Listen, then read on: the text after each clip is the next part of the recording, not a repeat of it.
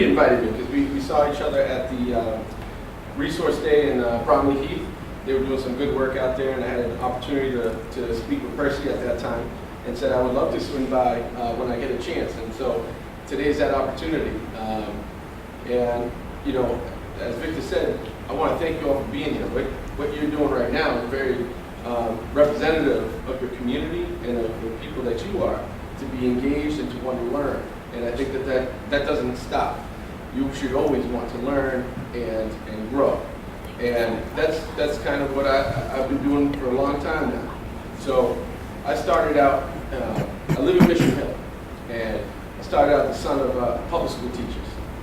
And having teachers as parents, you don't really get away without doing your homework and doing the right thing. So I had very strong parents who kept me engaged, who kept me active in the community. You know, I played sports. I was actually just watching some of the b-ball that's happening down there. Loved basketball. Thought I was going to be on the Celtics, but didn't happen that way. So that's okay. But I had fun doing it. Went on to college at Stonehill College in Easton, and graduated from there with a Bachelor's of Arts in Political Science. Funny thing about that is I started out as a pre-med major. I wanted to be a doctor, right? And then I took organic chemistry, which turns out I do not understand. And after getting a solid D in chemistry, my advisor said, you might want to think about trying something else. And so because of that good advice, I took a political science class. I found that I loved it, that I love working with people, and I think that there's a mechanism through our government to be more helpful, maybe more so than a doctor. So graduated from there. I was student class president. I was a member of the student senate. And then when I got out, I fell flat on my face. No jobs. It was 2001. We were coming out of a recession. You know a little something about this from the 08, 09 with the housing crisis and everything. Could not find a job. I speak multiple languages. I have a college degree. I was active in my community. I had everything that you could imagine on my resume, but there were no jobs for me. And so I had to hustle. I worked.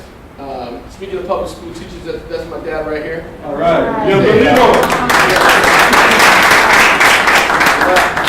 My father's a teacher right down the street at the Kennedy School in JP, Boston Public Schools. And so I had to hustle. I got a job bartending at night, and I worked at a warehouse during the day. And I ended up becoming the manager of that warehouse.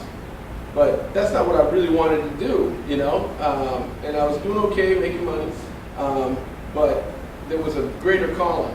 And so in between bartending and working at the warehouse, I work on political campaigns for all Democratic candidates, in case you're wondering.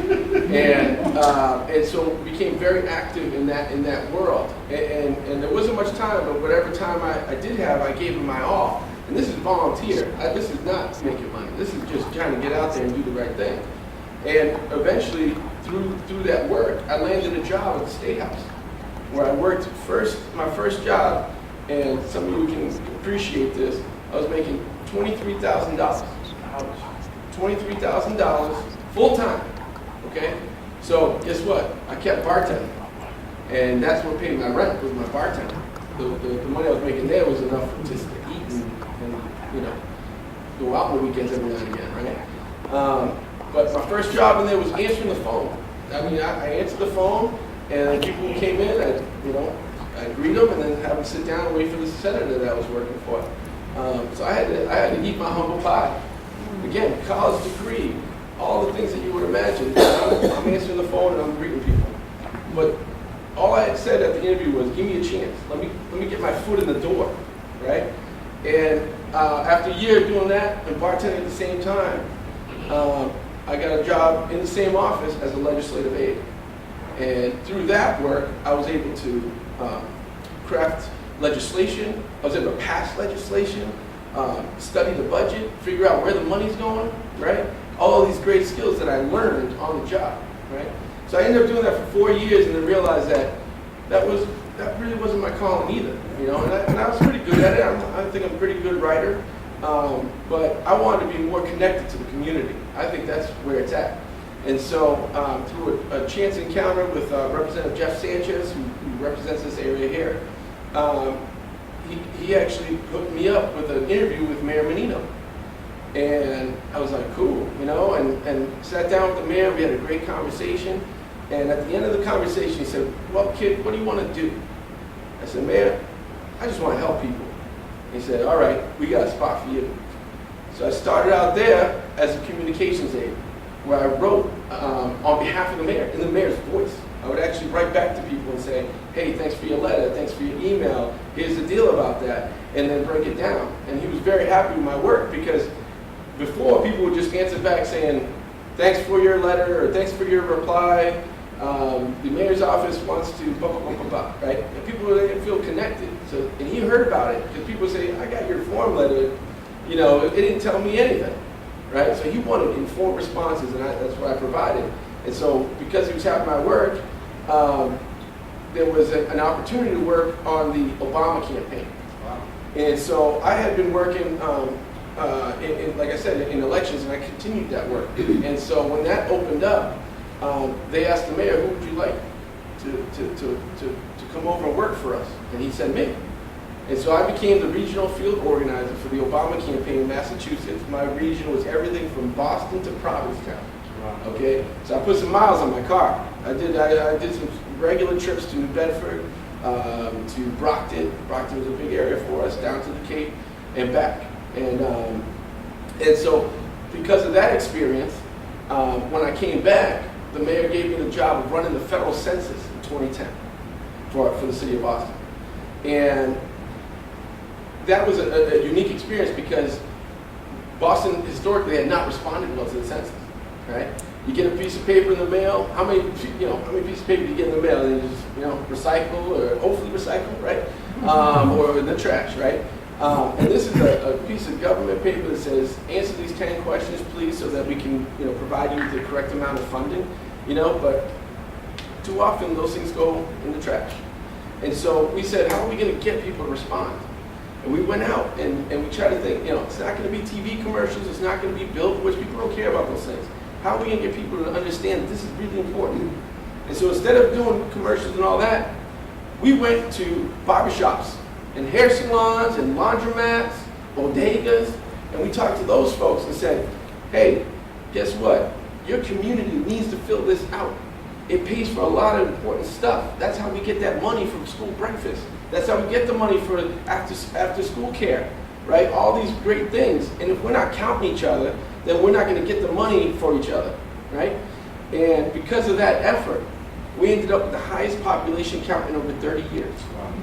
And that was because of everybody connecting and saying, did you do your form? All right, no, I just did it, but you better make sure you do it. That's how we get the breakfast in the morning, And so, because of that success, the mayor then asked me to coordinate a program called the Circle of Promise. And what that does is align resources around our schools and in our schools, right?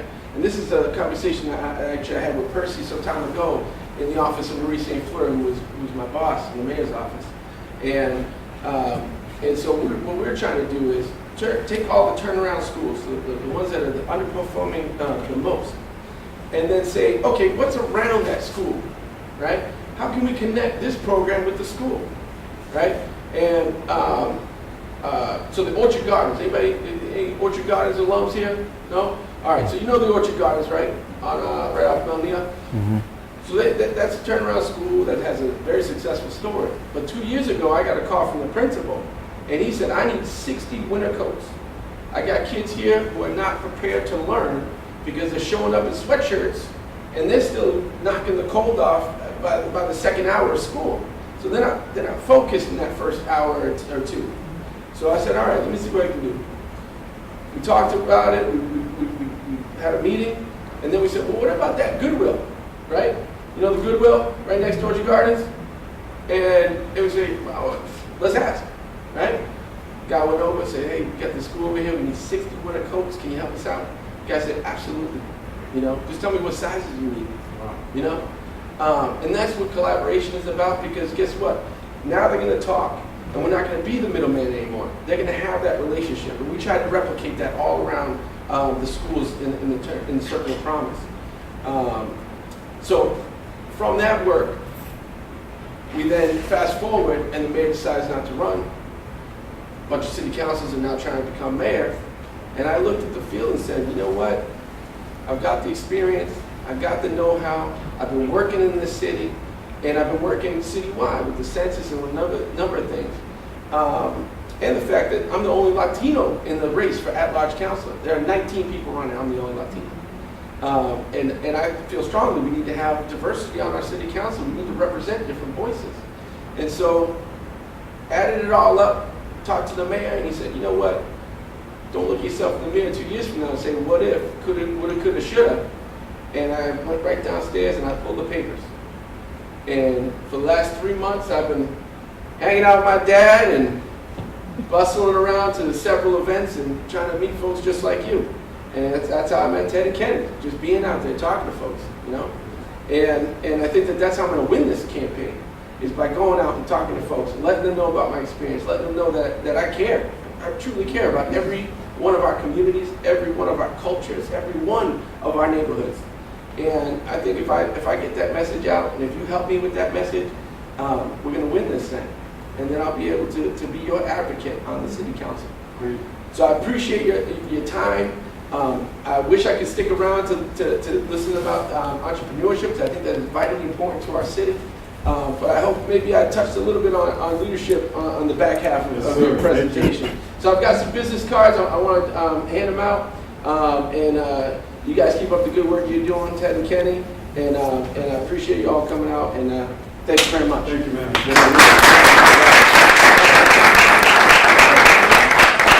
All right, guys.